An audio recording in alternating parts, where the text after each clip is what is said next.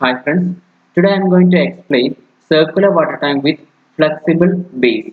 So in the last session I have given an idea about water tank introduction, design principle, etc. So now we are going to discuss circular water tank with flexible base. So this is a circular water tank. Its section is given here. So this is a section of circular water tank having diameter D and height H. So, if this circular water tank contains liquid, hydrostatic pressure will be there. So, that hydrostatic pressure is 0 at the top and increases towards the bottom and maximum at the bottom. So, this is the variation of hydrostatic pressure. You know that in a liquid, the pressure will be maximum at the bottom. It varies as the depth increases. So maximum hydrostatic pressure is WH, that is gamma WH. Gamma W is a unit weight. Here it is represented as W, that is rho GH. So since the hydrostatic pressure is maximum at the bottom, there will be a maximum horizontal displacement at the bottom. So in flexible base water tank, the deflection will be 0 at the top and maximum at the bottom. So it has a triangular shape. But if the base is rigid, then it will be having a deflection like this. That is ACB will be the path.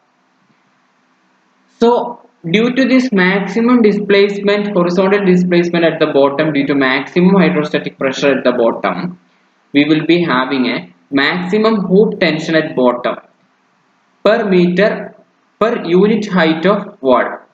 That means consider this is a water tank of 4 meter height. Then for the first 1 meter, that is unit height, for the first 1 meter height, we are calculating the maximum hoop tension at the bottom per unit height of wall is equal to W H D by 2. You can represent it as W or gamma W, that is unit height of water. So W into H into D by 2. This is the equation for maximum hoop tension. Okay.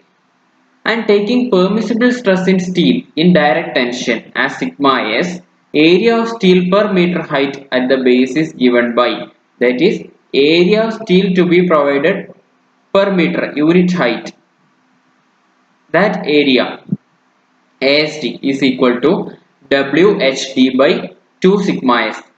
You know stress is equal to force by area. Here what is a force? Hoop tension, that is WHD by 2. Here what is the area? Area of steel. What is the stress? Stress in steel, that is permissible stress in steel is equal to hoop tension WHD by 2 divided by area of steel, that is you can return area of steel from that expression like this. Area of steel AST is equal to WHD by 2 sigma s. Even though the reinforcement has been provided to take the entire hook tension, the concrete has not been prevented to take a part of this tension. Therefore, the thickness of the wall should therefore be such that the tensile stress developed in the composite section is within safe limit. That means, even though we are providing reinforcement to resist the hoop tension, the concrete may also take the hoop tension, or the concrete may also take part in resisting the hoop tension. So, like here,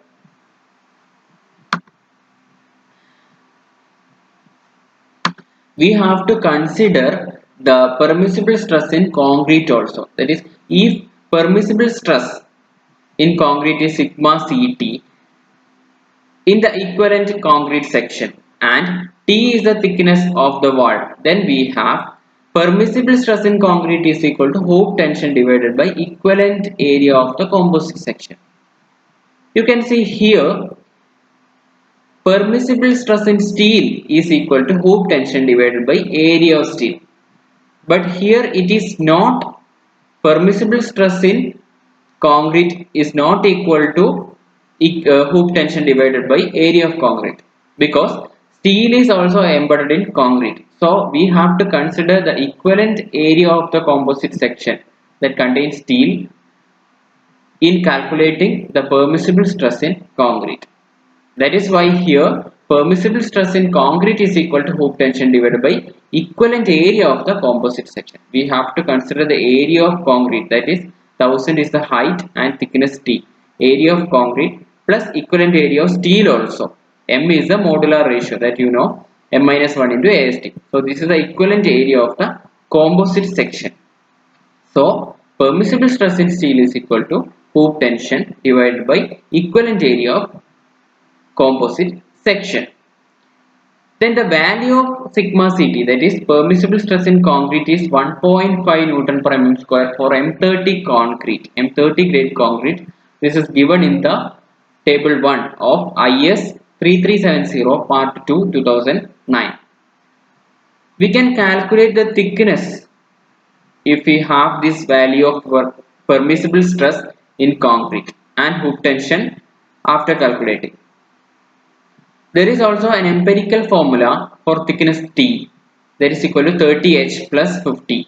If we substitute H in meters, we will get a thickness. That value will be taken in mm. So thickness will be in mm. And also provisions for minimum reinforcement are provided in 8.1 of IS 3370 part 2.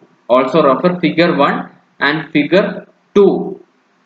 Okay, so we can discuss these formulae and provisions for minimum reinforcement in the next section while doing the first design example. Okay, thank you.